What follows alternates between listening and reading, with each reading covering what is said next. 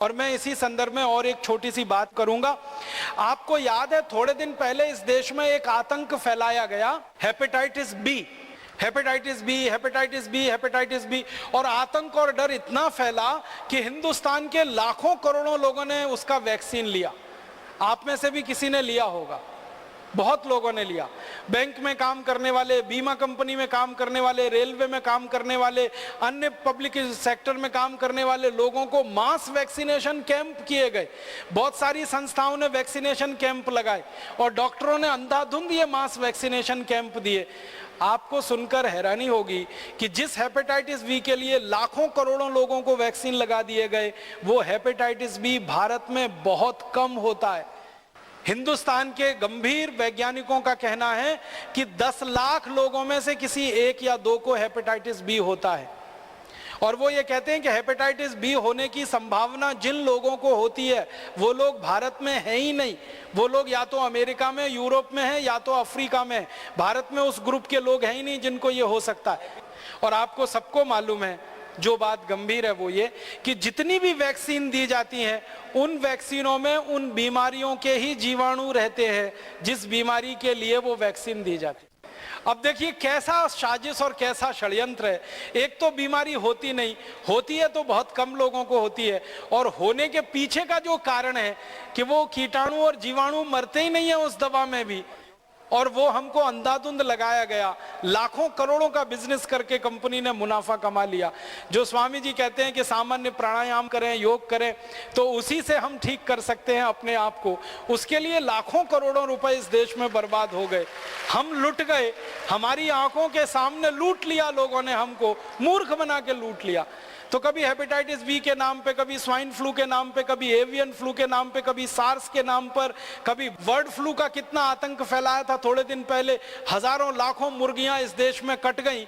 परिणाम जानते क्या हुआ? मुर्गियों की कमी पड़ गई तो सरकार ने विदेशों से मुर्गी इंपोर्ट करना शुरू कर दिया। अंडों की कमी पड़ गई तो विदेशों से अंडे खरीदने शुरू कर दिए इन्होंने। और अब ये स्वाइन फ्लू के नाम पे बता रहे हैं सुअर को काट रहे हैं, फिर थोड़े दिन में सुअर की कमी होगी तो सुअर का मांस विदेशों से खरीदेंगे, हिंदुस्तान में बिकेगा। ये सारे के सारे मार्केट की उनकी रणनीति है। धंधा करना है, माल बेचना है, उनको आपके स्वस्थ रहने से, बीमारी से कोई लेना देना नहीं है।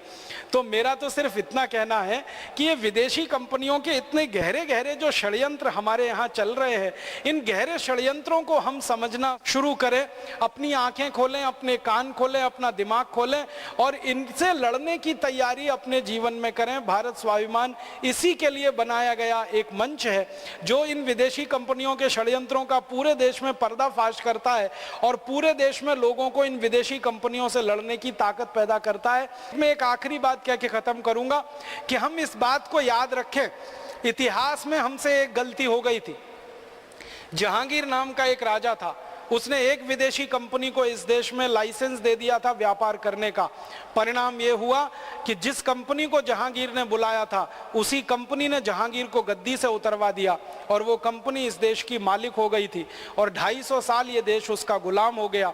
उस एक ईस्ट इंडिया कंपनी की गुलामी से आज़ादी पाने के लिए 6,32,781 शहीदों को कुर्बानी देनी पड़ी।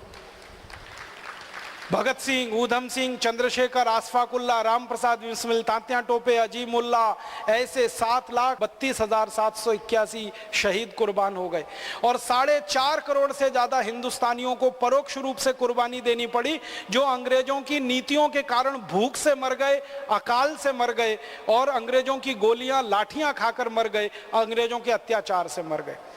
बहुत कीमती है ये आजादी। एक विदेशी कंपनी के चक्कर में हमने इसको गंवा दिया था, अब दोबारा हम इस आज़ादी को गंवा नहीं सकते।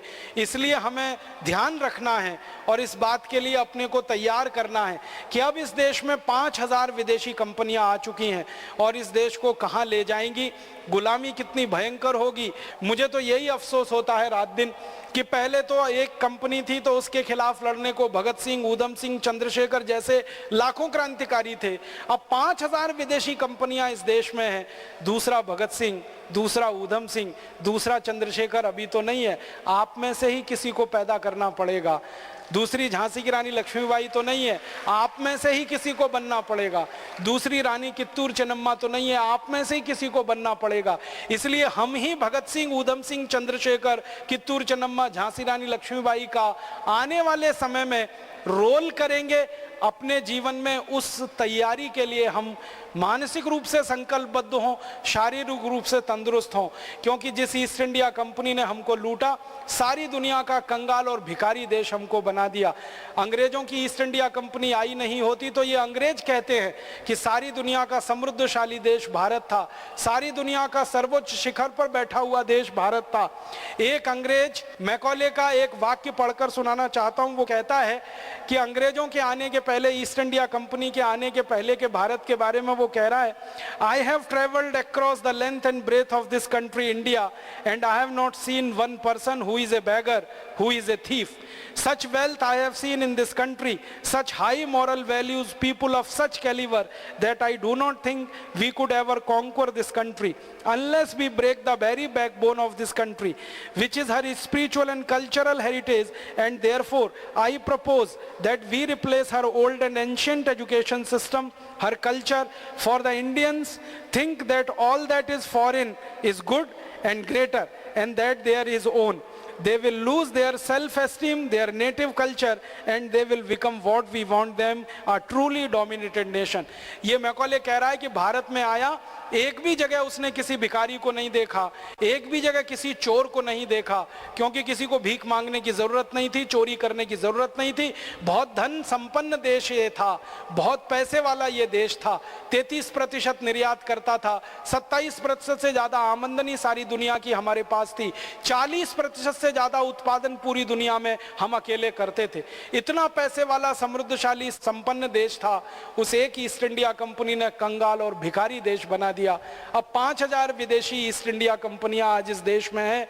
देश का आने वाला समय कैसा होगा, इस अंदाजे को मन में रखकर आप तैयार होइए, संकल्प करिए और इस देश में फिर से एक बड़ा आंदोलन शुरू करिए, स्वदेशी का, स्वराज्य का, अपने देश की आजादी को बचाने का, अपनी स्वतंत्रता को बचाने का, अपने स्वराज्य और स्वतंत्रता को पूर्ण रूप से स्थापित कराने का। और उसी आंदोलन का नाम है भारत स्वाभिमान, उसी अभियान का नाम है भारत स्वाभिमान। तो आप सब भारत स्वाभिमान के सक्रिय सेनानी बने और हमारे सेनापति परम पूजनीय स्वामी जी के निर्देशन में अपनी पूरी जिंदगी की सार्थकता इसी काम में ढूंढें और खोजें कि हम भारत की दोबारा गुलामी आने नहीं देंगे और आधी अधूरी आज़ादी को पूरी आज़ादी में परिवर्तित करेंगे।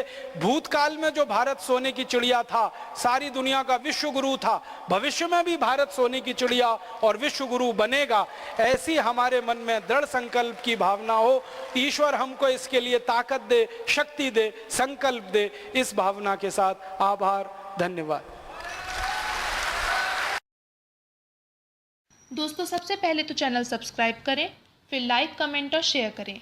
और हाँ, हमारा एंड्रॉयड ऐप डाउनलोड करना ना भूलें।